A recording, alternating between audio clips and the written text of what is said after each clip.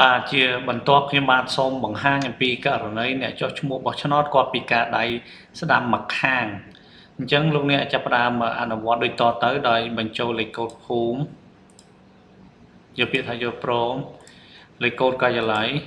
យកពាក្យថាយកព្រមពេលនេះប្រព័ន្ធនឹងបង្ហាញផ្ទាំងមួយមកគឺតម្រូវឲ្យលោកអ្នកធ្វើការប្រតិស្នាមម្រាមដៃរបស់អ្នកចុះឈ្មោះបោះឆ្នោតទាំងមេដៃឆ្វេងនិងមេដៃស្ដាំដើម្បីផ្ទៀងផ្ទាត់ថាតើគាត់ធ្លាប់បានចុះឈ្មោះហើយឬក៏នៅប៉ុន្តែដោយសារតែគាត់ពិការដៃស្ដាំអញ្ចឹងលោកអ្នកឲ្យគាត់ផ្តិតតែស្នាមមេដៃឆ្វេងម្ខាងពេលផ្តិតស្នាមមេដៃឆ្វេងម្ខាងហើយអញ្ចឹង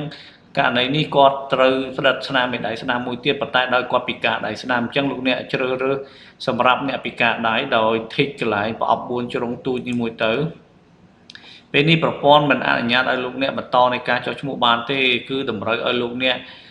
សូមប្រាប់ប្រធានក្រុមចុះឈ្មោះដើម្បីផ្ដល់លេខសម្ងាត់ជាលើកទី1អញ្ចឹងលោកអ្នកត្រូវជូនដំណឹងជាលើកទី1ទៅប្រធានក្រុមចុះឈ្មោះដើម្បីឲ្យគាត់ធ្វើការអនុញ្ញាតឲ្យលោកអ្នកបន្តនៃការចុះឈ្មោះបោះឆ្នោតបានហើយប្រធានក្រុមចុះឈ្មោះគាត់អាចបញ្ចូលជាលេខសម្ងាត់ក៏បានគាត់អាចផលិតស្នាមម្រាមដៃដើម្បីធ្វើការអនុញ្ញាតក៏បានដែរអញ្ចឹងក្នុងករណីនេះខ្ញុំបង្ហាញពីប្រធានក្រុមចុះឈ្មោះគាត់បញ្ចូលលេខសម្ងាត់បន្ទាប់មកយកពាក្យថាយល់ព្រមពេលនេះប្រព័ន្ធអនុញ្ញាតឲ្យលោកអ្នកបន្តនៃការចុះឈ្មោះបោះឆ្នោតបានទៀតហើយដោយលោកអ្នកចាប់ផ្ដើមមកថតយកឯកសារតញ្ញាណប័ណ្ណពេលតញ្ញាណប័ណ្ណឃើញថាច្បាស់ហើយកាមេរ៉ាចាប់បានច្បាស់ហើយលោកអ្នកចុចយកពាក្យថាបញ្ឈប់បន្ទាប់មកជ្រើសរើសប្រភេទតញ្ញាណប័ណ្ណជាប្រភេទលេខ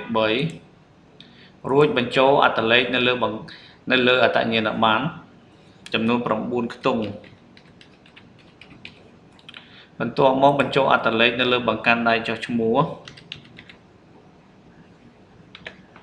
ប្រព័ន្ធនឹងសួរលោកអ្នកថាឲ្យត្រួតពិនិត្យអត្ថលេខម្ដងទៀតបើអត្ថលេខត្រឹមត្រូវហើយលោកអ្នកយកពាក្យថាយកព្រមបន្ទាប់មកបញ្ចូលនាមត្រកូលនិងនាមខ្លួន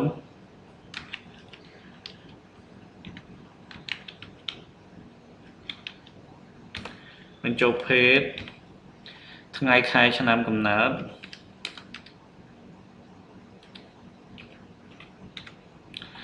ដោយគាត់កើតថ្ងៃ1ខែមករាអញ្ចឹងលោកអ្នកជ្រើសរើសកើតថ្ងៃ1ខែមករាយកពាក្យថាអូខេ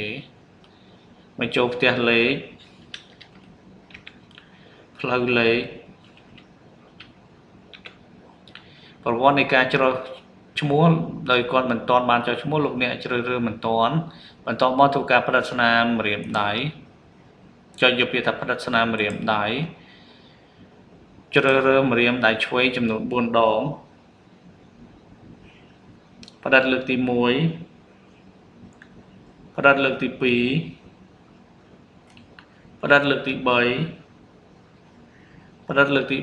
4កន្លែងនេះត្រូវឲ្យគាត់ផ្តិតស្នាមមេដៃស្ដាំចំនួន4ដងដែរក៏ប៉ុន្តែដោយសារគាត់ពិការដៃស្ដាំអញ្ចឹងលោកអ្នកត្រូវរំលងកន្លែងនេះតែម្ដងដោយលោកអ្នកចាប់ផ្ដើមធ្វើការថតរូបរបស់អ្នកចុះឈ្មោះតែម្ដងការថតរូបនេះលោកអ្នកត្រូវធ្វើម៉េចឲ្យរូបភាពកុំឲ្យឃើញមុខទូចពេកឬក៏ធំពេកឬក៏កងជាមួយពន្លឺអញ្ចឹងលោកអ្នកត្រូវចុចយកពាក្យថាថតរូបនៅពេលដែលឃើញរូបថាបានត្រឹមត្រូវហើយលោកអ្នកចុចយកពាក្យថាបញ្ឈប់តែម្ដងដោយលោកអ្នកចាប់ផ្ដើមចុចយកពាក្យថាថតរូប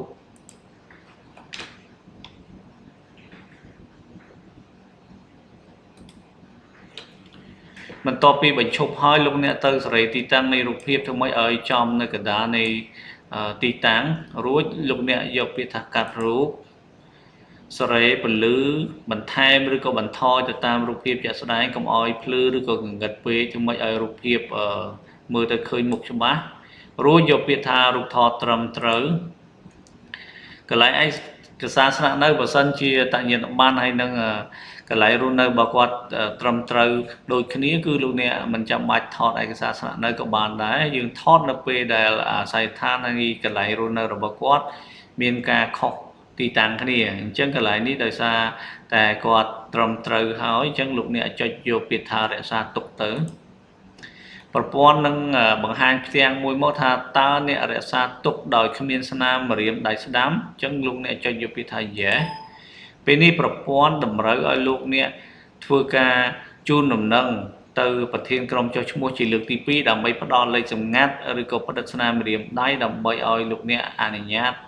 ឲ្យលោកអ្នកបន្តនៃការរក្សាទុកទិន្នន័យអញ្ចឹង